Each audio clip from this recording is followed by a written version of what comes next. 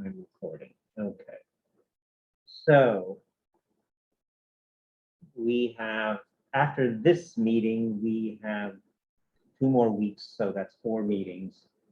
And the last week will definitely be just like time to work on your project.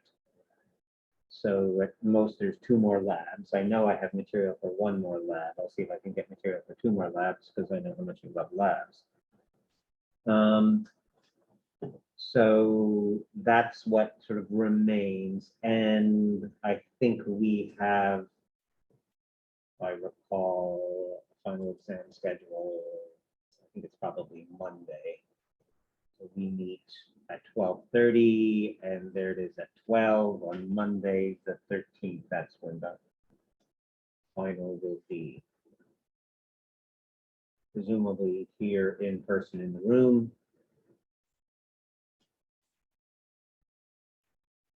All right. So I put up the criteria for the project.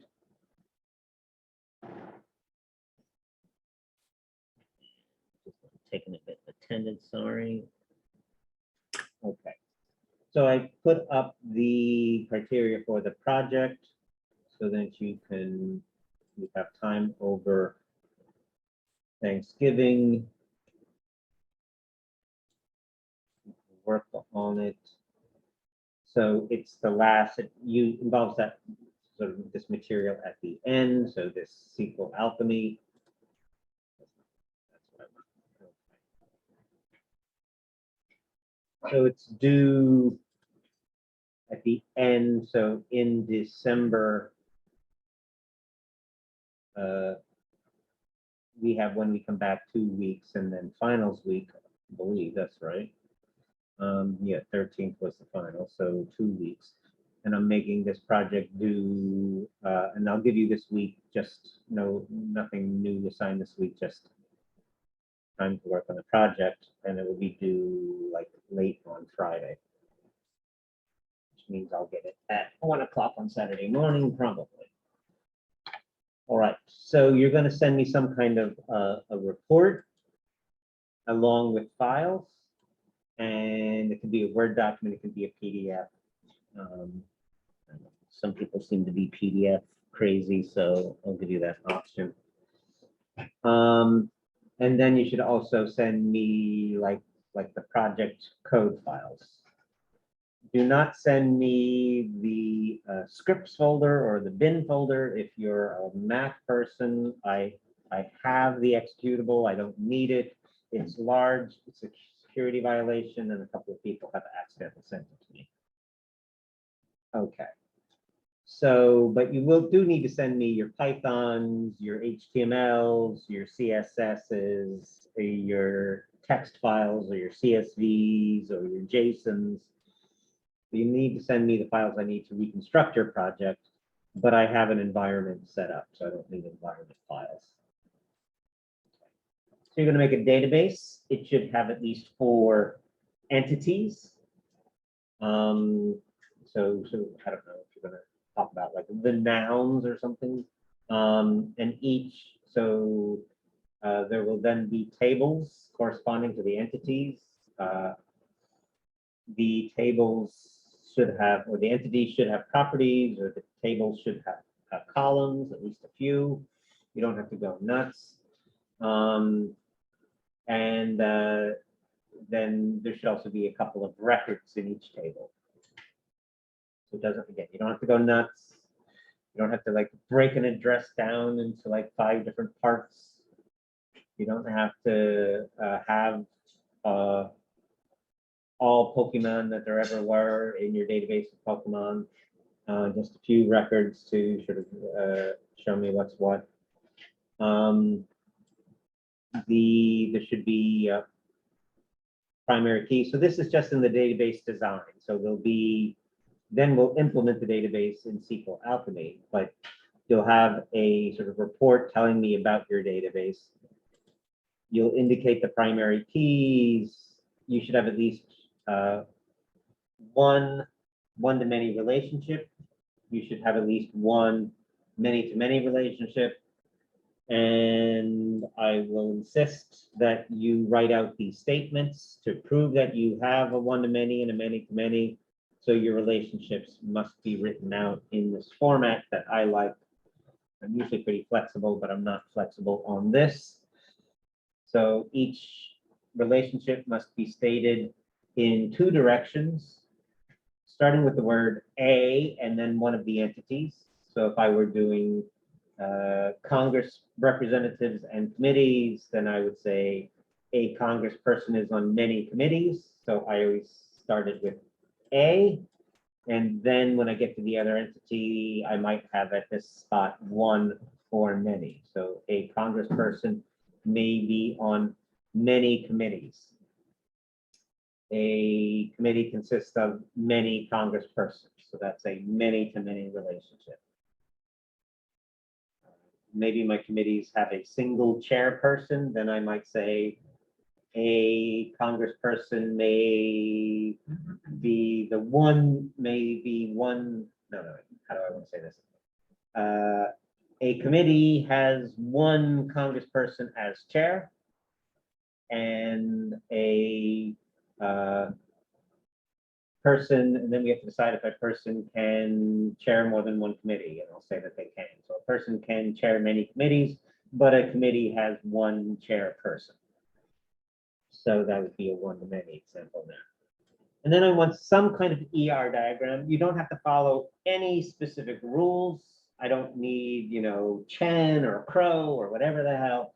I want boxes with some indication of primary key, which could be bold or underlined or what have you.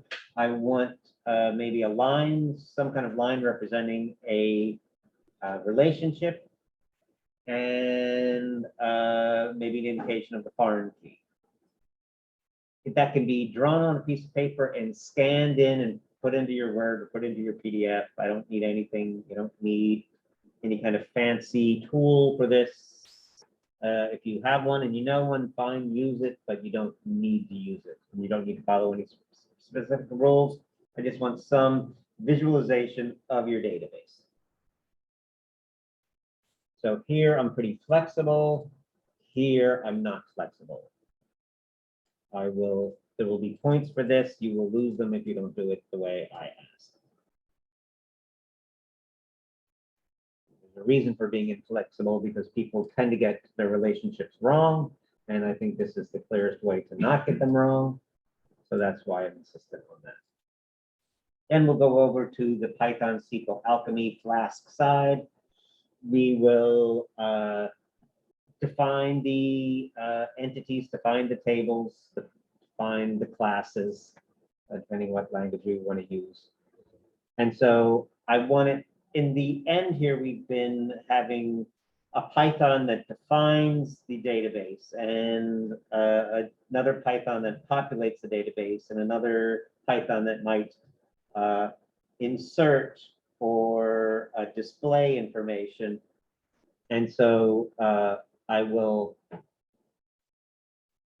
ask for you to separate the Python into different parts. So there'll be a Python that defines, there'll be a Python that brings in, and that Python will be imported into the other things. There'll be some Python for you behind the scenes to populate some of the tables. And you must have it work with at least two different kinds of data files: a simple text file, which you have some delimiter like a comma, and a JSON, because you know how much I love JSON. And then, so that is that's Python and SQLAlchemy. Then you should have some Flask part of your project, so you will have routes and some pages corresponding to those routes. And just so I don't miss any of your routes, you'll tell me your routes in your report. So you'll say, I have a route for this, I have a route for that. So it depends how you design the pages. You might be able to get more than one thing on a page, but I want you to be able to insert some data in a simple table that doesn't have any foreign keys. I want another insert into a table which does have a foreign key.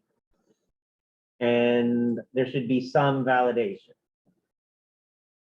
So there should be, this has to be this long, or this has to be the proper format for an email, or some kind of validation. I'm not saying what kind of validation it has to be. Maybe it has to be a number, maybe it has to be an email, maybe it has to be a certain length. I should see some, if I go to the form part of the Flask, I should see at least two sort of validation things. There should be some select.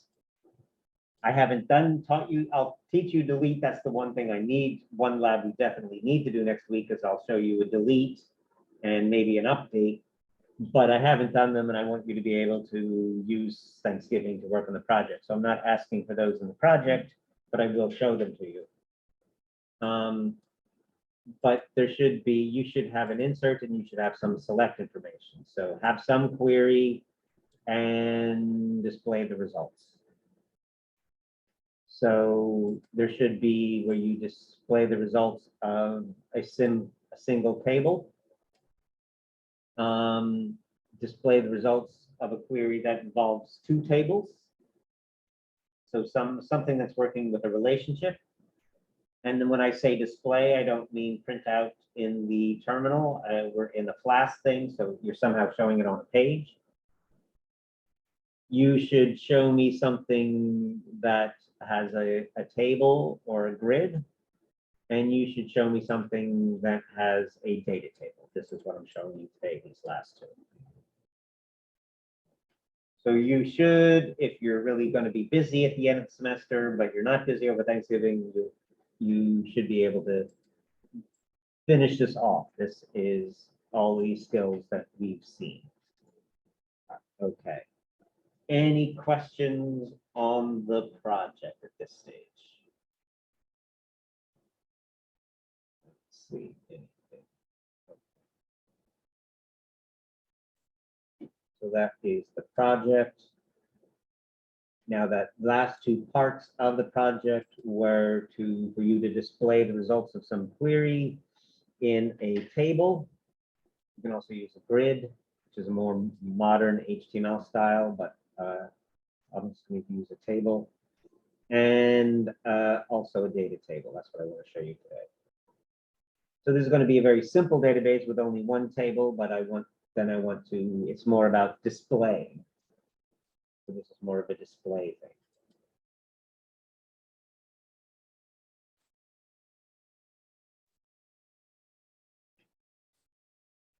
Okay, so I'm copying, I'm pasting. Where am I pasting? I have documents. I have 341. I have SQLAlchemy. I have the virtual environment, and I'm pasting. Okay, and I have Studio and not art,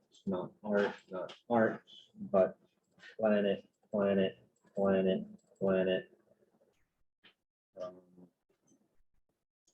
And more planet stuff should be up here. Okay. Okay. So I have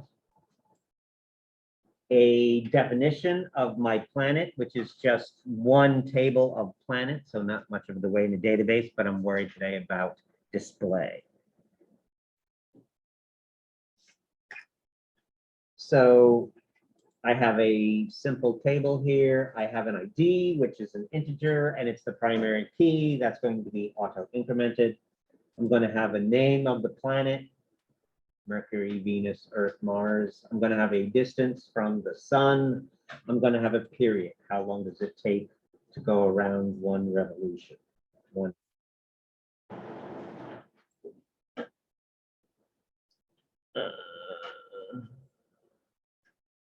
Okay.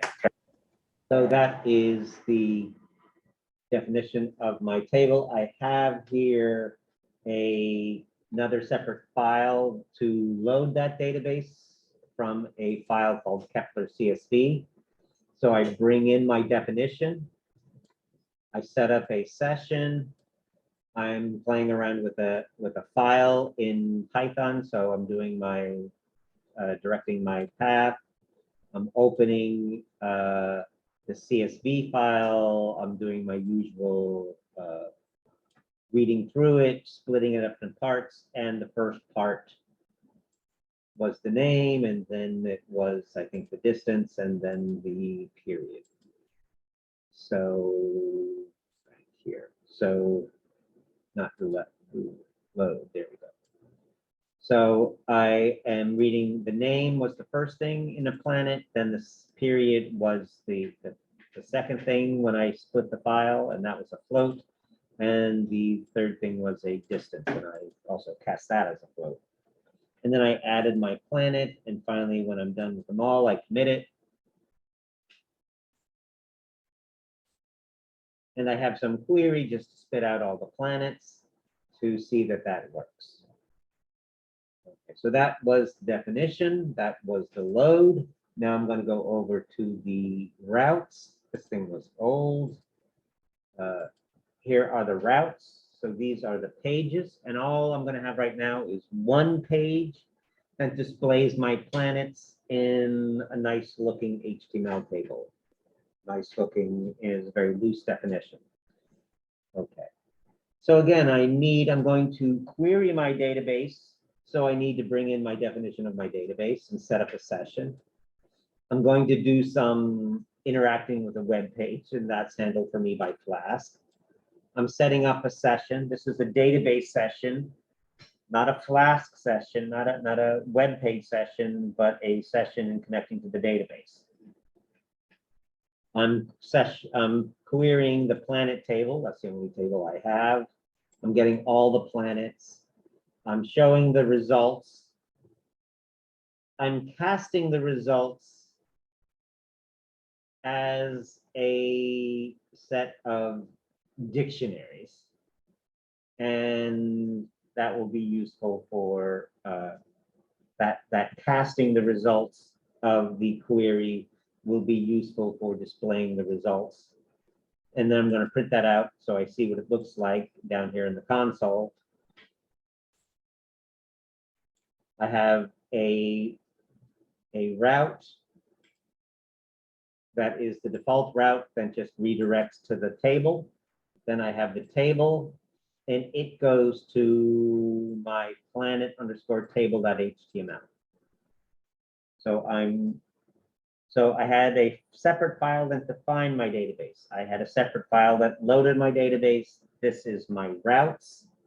As part of my routes, I am querying my table, and then I want to go over to an HTML file that displays.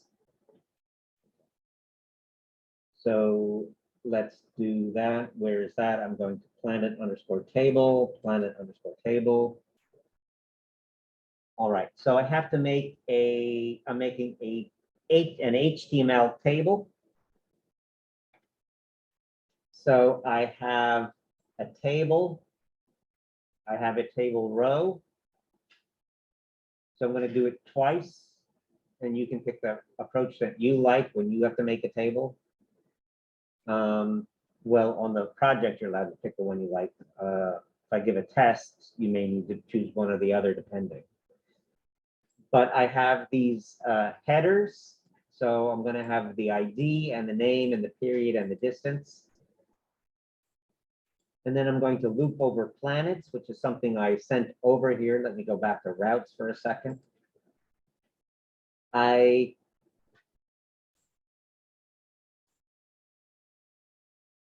have this thing called results, but over here, I made a dictionary of results, and then I called that dictionary of results planets. So by the time I get to the other page, it's been called planets. So planets is this set of dictionaries. Okay, back here. So I'm looping over planets. That is Jinja for looping. So there must be an end of the 4. There it is. There's the end of the 4. And I'm making a row. And I had up above in my header row, I had 1, 2, 3, 4 things. And so down here in each individual row, I have 1, 2, 3, 4 things. And I made these things dictionaries. And so I have sort of like 2 typically approaches I have, and I'm working here this time with the dot approach. So item.id, item.name, item.period, item.distance. And I'm making a row. Here's the beginning of the row. Here's the end of the row with 4 things in it. And that is then the end of my for loop. So I made my headers explicitly by me looking at the database and saying, I know I have properties ID and name and period and distance, and me sort of explicitly making the headers here, and then me looping through the results of the query, and again, explicitly using the names of the properties. In version 2 of my table, I want it to be more discovery. I want it to sort of find all the fields on its own, except there's one weird database specific field that comes over into SQLAlchemy. It's not really in the database, but it's in SQLAlchemy that relates to the database. And we don't want that. So I'm going to have an if to say, well, if it's that weird thing, skip it. So version 2 of the table is I'm not going to explicitly use the names of what I find in the data table. I'm going to sort of let it be discovered.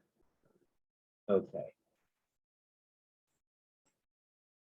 So, but there is this one thing called the underscore SA underscore instance underscore state. That's this weird thing that SQLAlchemy, SA, SQLAlchemy, that SQLAlchemy sort of made to relate its class to the database.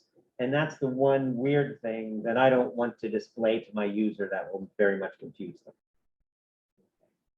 So here are my headers. And again, I'm not explicitly using the names of the properties. I am looping over. So I said, here's my first planet, planet 0. Whatever it was, that's my first planet. I'm looping over items. If you remember, that turns it into key value pairs. And then I'm saying, if the key is not equal to this weird database thing, this weird SQLAlchemy database relating thing, then print out the key. That's the name of the field. The key will be the name of the field. So I loop through all the field names, all the keys, and print them out if they're not this weird thing. Now here are my rows. So here's my for loop beginning a row. Here's my for loop working over the items. And here, once again, if it's not this weird state thingy, this time I want to show the values. So up here, I have a 0. I'm working with just the first item and asking what its keys are. They all have the same keys. And then down here, I have a nested loop. One time, now I'm going through all the planets, and I'm going through all the key value pairs, unless it's this weird one. And there I am down at the bottom of the page. So let's run this sucker. Okay.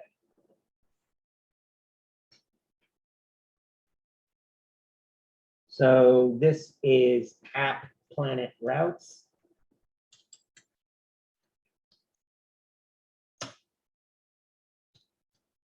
And Flask run. And I'm not activated. Keep forgetting to do that because I don't have to always do it. When I'm on my other computer, I don't need to do that. Scripts activate, try it again.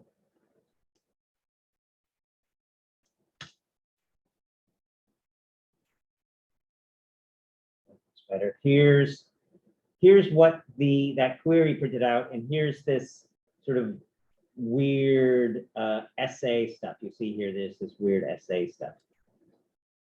Okay. That's what I'm trying to avoid with that. So here is my table. So 1, 2, 3, 4. So these were my THs, my table headers. And here were my TRs, my table rows. And there we go. So that is the first one. The second one is the one where I just let it discover what the fields were. So it discovered name and distance and ID and period, but it rearranged them. It made up its own order. When you're discovering things, you got to put up with whatever order it comes up with. How it came up with this order, I don't know, but it did. Okay, so that is that. All right. So maybe other than name, it's alphabetical, distance, ID, period. It's alphabetical other than name. Maybe name is special and gets pulled out front. So I don't know why ID doesn't get pulled out front, but anyway. So there I made the table twice. Once where I said, I know what the fields are, and once where I said, figure out what the fields are. Okay. If I don't specify, you're allowed to choose what you want. In the project, I didn't specify. You're allowed to choose what you want. Do what's convenient. Okay. Any questions on that? Next thing I'm going to do is I'm going to make it a data table. Oh, I guess maybe I might have had a little more style, not much. I always say that when I talk about style, not much. I had no bullet. I don't need no bullet here, but I have no bullet from when I had like checkboxes and here's some styling of TD and here's some styling of TH.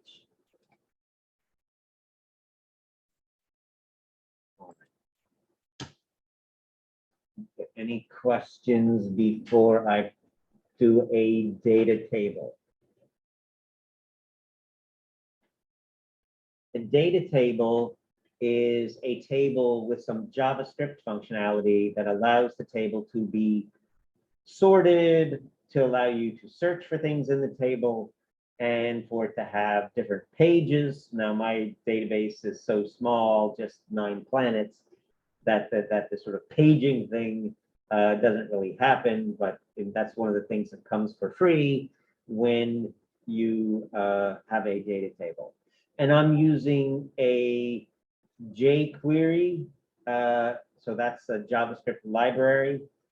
They kind of have, there are more modern libraries in JavaScript than jQuery, but they still have one of the cleanest data tables that I know of. So to keep it simple, I'm using the jQuery data table. If you're some JavaScript guru and you want to use some other data table, then fine with you, but jQuery is like the easy one where we don't have to work very hard. And I like that. Okay, so let me get down now version 2. I'm going to keep what I have already there, but I'm going to add another route with a data table.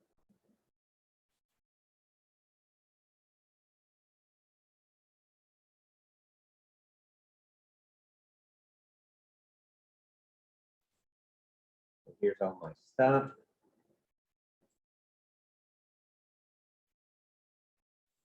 V41, SQLAlchemy, VENV, paste.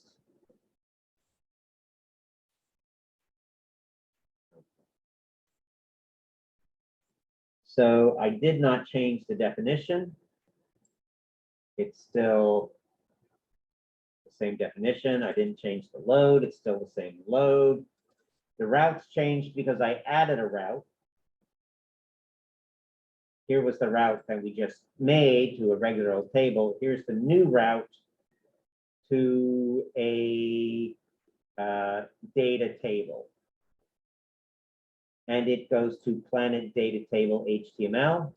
And I'm telling you here that it is that a data table allows sorting and searching.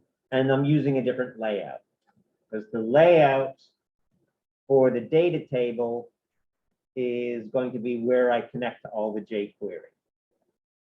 So I'm hiding all the jQuery in the layout file. So that's why it has a different layout file. So don't forget what we have up here. We're importing the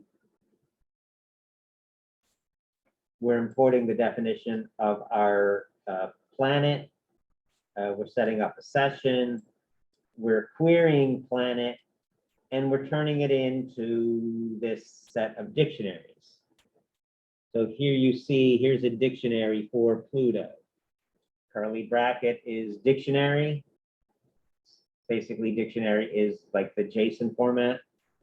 Here's the name of the field, here's the value, here's the name of the field, here's the value. So that's what we did here. We got this data into a sort of a JSON-y dictionary type format here. Okay. And I'm going to send that same data this time over to the data table. So what does the data table look like? Not too different. I have my two versions again. Do I have two versions? No, I have just the second version again. I'm just doing the discovery version, but you could do the explicit, I know the field names version as well. But so this is the I'm discovering things version of this. One of the big differences here is that for a data table to work, you need a T head and a closed T head and a T body. So that's a thing that in a normal HTML table, you could skip those two tags and you could have them, but you don't need them. But on a data table, you need them. So jQuery is going to look for these things, and if you don't have them, your data table is not going to work. So that's the big difference here. So this is like version 2 of Planet Table, except I added a T body and a T head. Doesn't work without the T body and the T head. The other big differences are over in the layout. I am working with a different layout. So if I went to the same layout, you would see no difference. But I'm going to go to the data table layout. Data table layout, here it is. Here's where I hide all the jQuery stuff. I'm just writing a script where I get jQuery, and I'm writing a script where I get the data table library. And I have a link to a style for data tables, and then I have my own little simple style. So these are new. Script link, jQuery, data table library, data table style. And then here's the script that adds, here's the script that adds the data table functionality. And it looks weird because it's in like a jQuery notation, but this is it. I hand it to you. You need to write a data table, you copy this file, and you don't touch this stuff. Maybe you make a better style than mine. Certainly you're willing to do, you're able to do that, but you don't change this, you don't change this.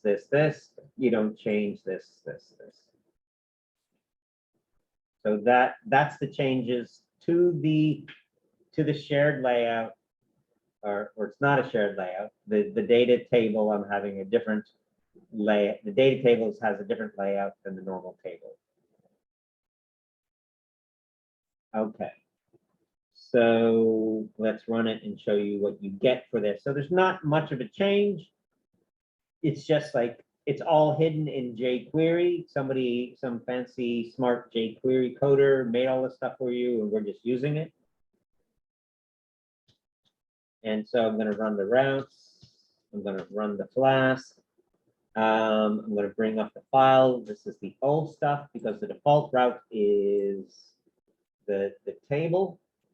But I'm going to switch over, where are my routes? Planet underscore data table. That's the route for the data table. So I need to add the word data in here, data table. That's my other route. And here is the data table functionality. Okay, so it's got a name, a distance, an ID, a period.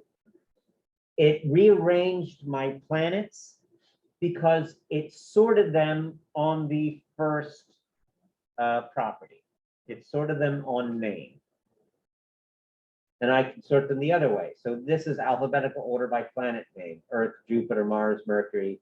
I can make it descending: Venus, Uranus, Saturn. I can sort them by ID. Basically, ID and period and distance are all the same sorting, because if they're closer to the sun, they have a low ID, and they have a smaller distance, and they have a smaller period. That just happens to be the way this data is. So all the sorting of distance, ID, and period all happen to be the same, but the name is, of course, different. And I can sort just by clicking. I didn't write any of that code. The people who wrote the jQuery data table, they did that. I'm just using it. I can search for something. Let me search for planets with M in it. Oh, there's Mercury and Mars. Let me search for planets with J in it. That's Jupiter. How about S? Venus, Saturn, Uranus, and Mars all have S's in them. SSA, then gets me Saturn. SU gets me nothing. SSSS. Mars and Uranus with N and S. So I can't do S something. I can do something S. US. There's Venus and Uranus. Okay. It has paging down here that it's showing you 10 entries per page. Let me get rid of this. And it allows 10, 25, 50, and 100, but I only have 9 things, so you can't see the paging. We're going to have to find some more planets, and then maybe you'll get to see the paging effect. So that is the data table. Again, not much to it. This was just a different route. So there's almost nothing different from here to here other than it's a different route using going to a different page. Then the different page uses a different layout and adds t-head and t-body. That's important. The t-head and the t-body are important. Not going to work without that. And then you have the different layout, and that's where all the hard work is hidden. And I'm just using this CDN. I'm just going out onto the web and finding these files and using them. And I should only highlight 3. These 3: scripted jQuery, scripted data tables, and link to data tables. Those are the new things to make it connect to the JavaScript jQuery data table stuff that makes it work.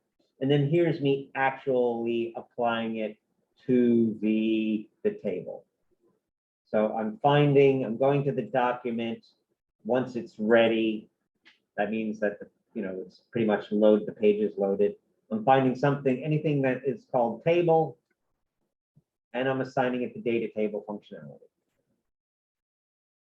I can pick out a specific table if I work with ID so I'm working with all tables and giving them the data table functionality.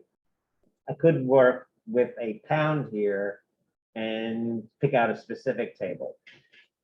So there are different ways to work, but I just made it all tables and the data tables. Any questions? questions now? What are you supposed to do? Of course, you have to do this, but just with different data. Here we go.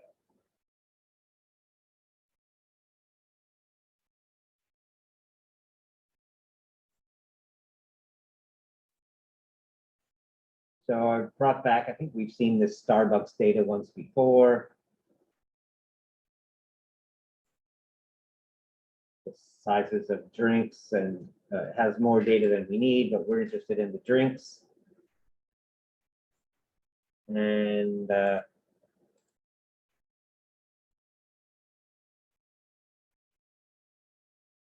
if you want to have images on your page, you can. I'm not asking you to do that, but you can. Bigger. Okay. So I'm asking you to sort of come to terms with this separation of files that I've been doing the last 2 times. Make a file that defines your database. Separate that from a file that populates your database, and then have a third file which has routes. And one of the routes should send you to a data table. So my second example. So basically you're reproducing what I have, except you're reading it. I think I read a CSV and you're reading a JSON. But I think if you look back in our examples, you will find that I think we've read this a Starbucks JSON before. So you should, if you can't remember how to do that, we've done it before. Find the old example. All right, so that's what you have to do. Any questions? I didn't grade your tests from last week, but that's sort of like the next thing on my plate. I have to post some things for tomorrow, and then the next sort of serious bit of grading is your tests. All right, let me stop recording.